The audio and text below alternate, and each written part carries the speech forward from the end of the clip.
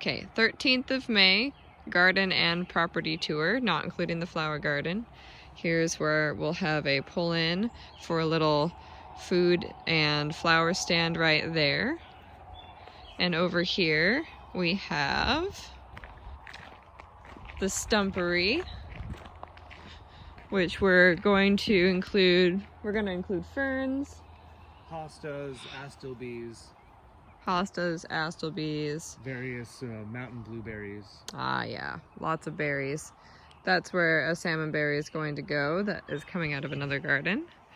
And here is the path that we're eventually going to put more berries and mushrooms in. Oh, I forgot about the mushrooms.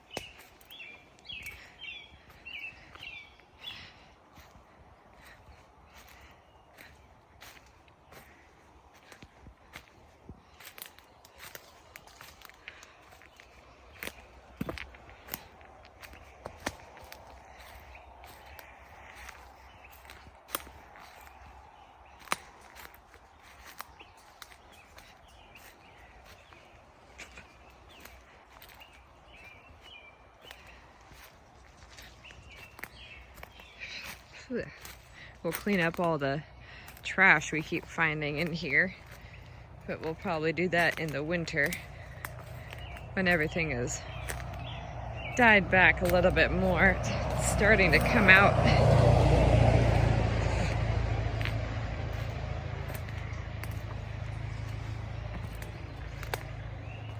Ugh.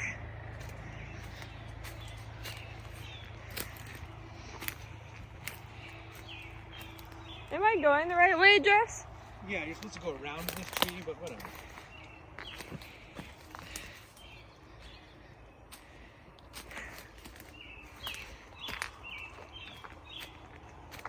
We got more berries all over.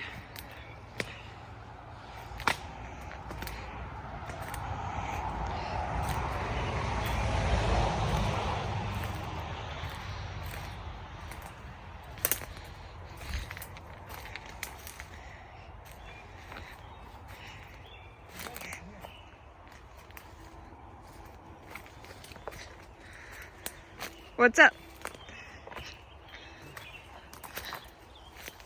Ooh! They're mating. Oh, good. I'm gonna let them live too. Good.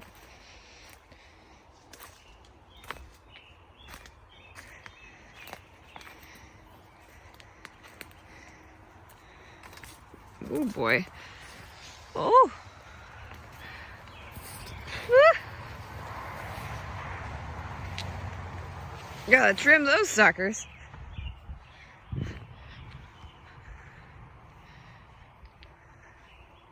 Jess. Yeah. Come on out. Coming.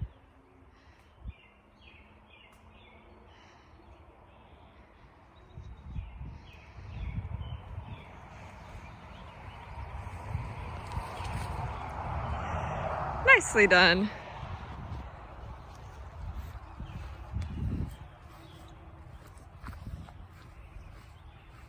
And from there, we've got the front of the shop, which I've taken over for peas. I had no idea I was already producing peas until Jess told me everyone's been eating them on the right-hand box. The left-hand box are just now flowering. Here we've got one large blueberry and 1, 2, 3, 4, 5 smaller ones. One currant, another currant is going to be placed next to it. And we have 2 elderberry. And now the grapes, which are just starting to produce this year. Jess, are the grapes 2 years old or 3? So this is the first year that we've gotten any fruit on them. But they're doing good. This one's the farthest we've trained. And we're going to train the other ones so they go out, out, and up.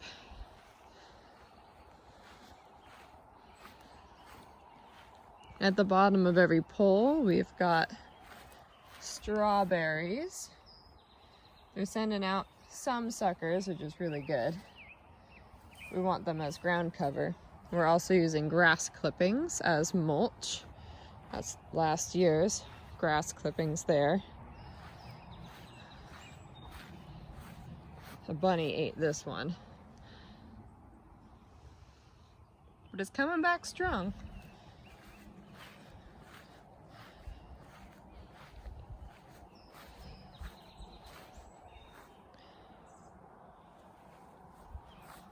And here's what the mini grapes look like.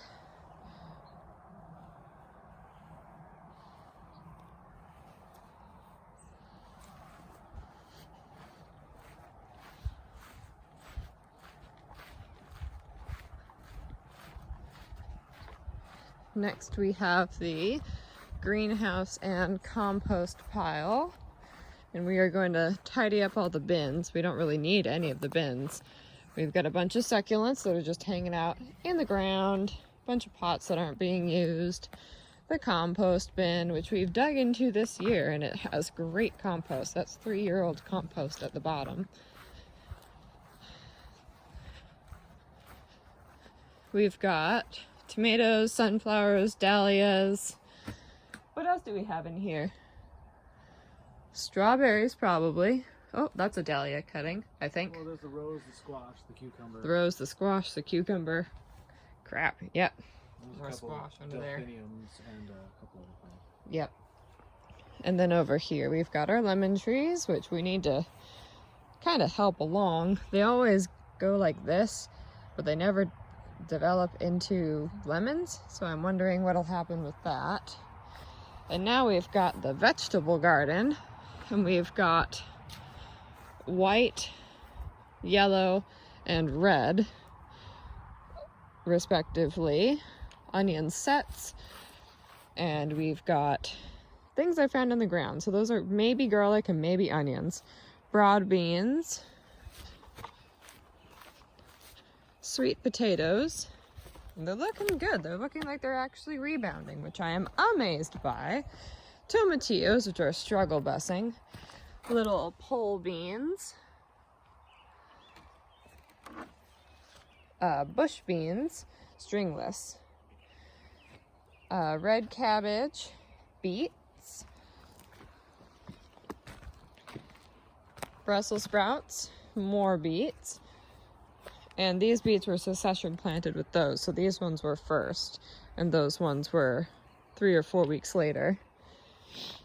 And we've got mustard greens, radishes, and I swear I can only grow like 6 radishes at a time ever, no matter the seeds. I put the same amount of seeds here as I did there, and look what we've got. And we've got strawberries as ground cover and mulch under tomatoes, which are transplanted pretty leggy, so a lot of the lower leaves are from the greenhouse, and then their darker growth is from when we planted them out. And asparagus in the back row, and a lot of the asparagus are sending up new shoots, which is fantastic. Over here we have spinach, which I really need to clip the heads off of these because I think they're mostly trying to bolt at this point.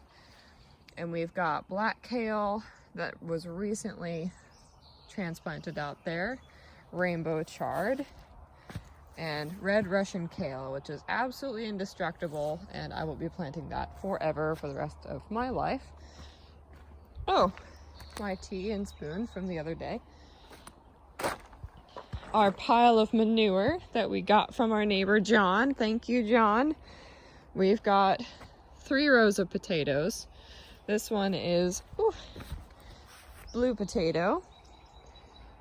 This one is, I don't remember. Interesting. It's either russet or chieftain red. And house potatoes right here. Oh yeah, this is the Chieftain Red. These are potatoes that I left in the house or just found in the garden, in the flower garden. Apparently cows like to eat a lot of clover. Yeah, we've got clover growing in the manure. There's a lot of clover growing in the Whew. And then this is the russet row. And I got the russets and the Chieftain Reds as seed potatoes from the country store. And we've got corn and beans here. And you can see the corn looks like a little grass. And then the bean looks like a little bean. And they're coming up, but we'll have to stake the beans because they'll be coming up faster than the corn. I'm just amazed that the corn came up. Now we're headed to the back rows. This is our pile of topsoil, our wood crib that will be full. Topsoil that we got from a local landscaping place. This is leftover alder from when we had all of the stumps taken out. That's where the stumps in the stumpery are from. There was a collection of 3 or 4 trees, and then eventually we got it down to 1.5 trees, and then they took those out, and we've got the wood. These are cow feeders from our neighbor John that are broken, that we can either fix up or sell or use or whatnot.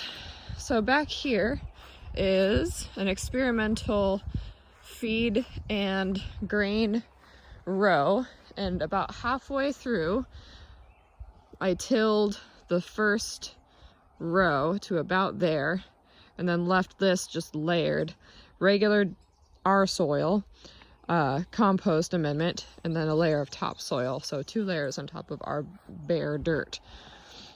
So I'm seeing how the effects of tilling increase or decrease production on this squash row. Right now we've got sugar pie pumpkins, zucchini, Jarrahdale pumpkins, Rouge de Tom pumpkins, butternut squash, acorn squash, and sweet passion melon, 5 of each on each side. The next row will be emmer wheat right here. And then I think barley or succotash, those are the big ones. And then we've got a couple other grains that we're working on in the back, and the very back row will be sunflowers. Eventually we'll have the little meatball shrubs that are over there at each of the 4 corners to make this a true little fiefdom. Around here we've got the beginnings of my kitchen garden. We've got a couple herb boxes, and we'll have more black boxes at the ends of each terrace level. And then kitty corner and kitty corner at the end of the patio. And ideally I'd like to have garden in between them as well, except for right there, just between all of the boxes at the lower terraces and around the patio.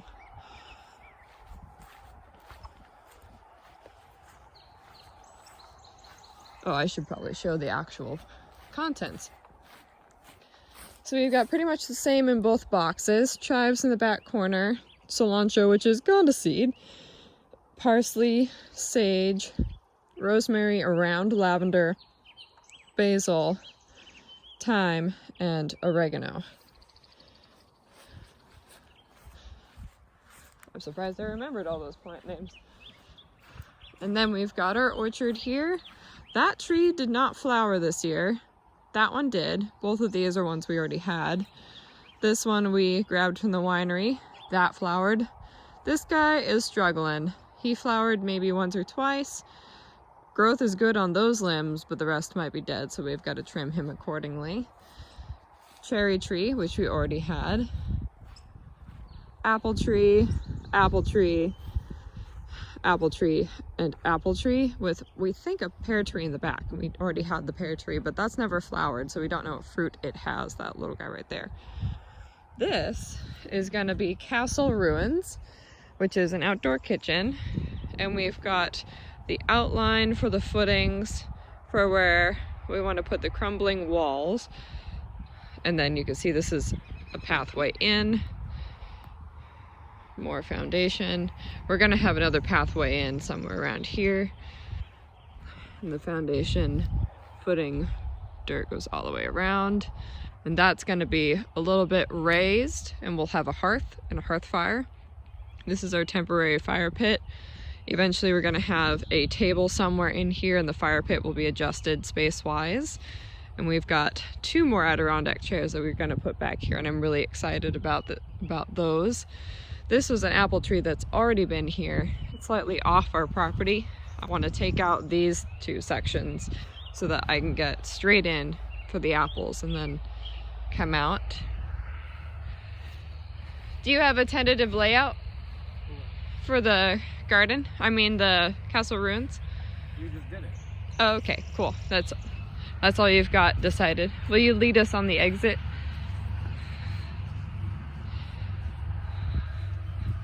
So this will be the egress.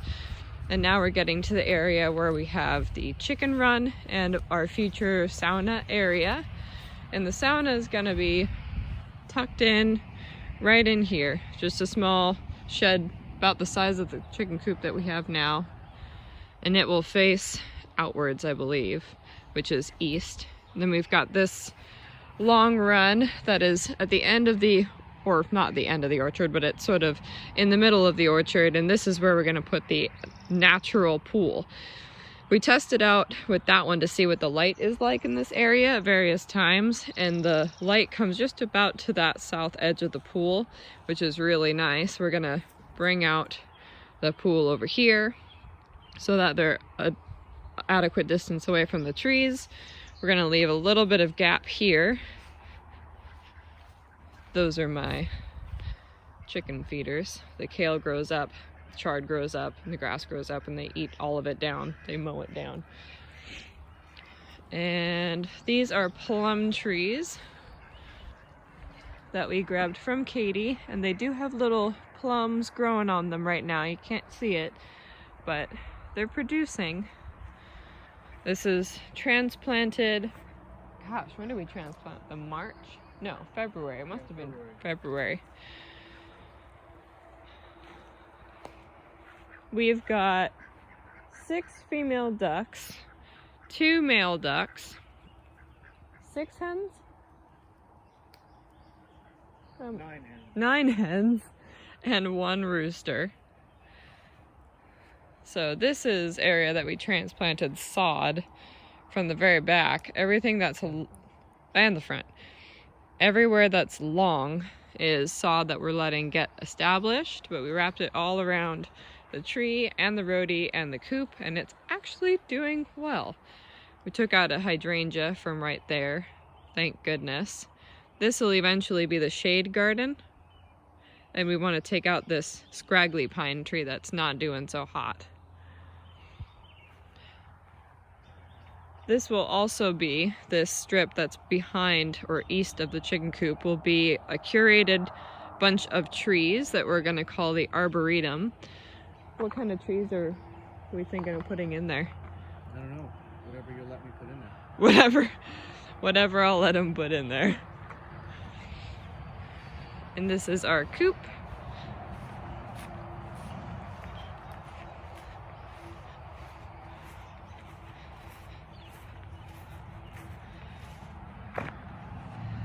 And it's pretty much a normal coop on the inside. We've got to replace the latch, put up a little gate here.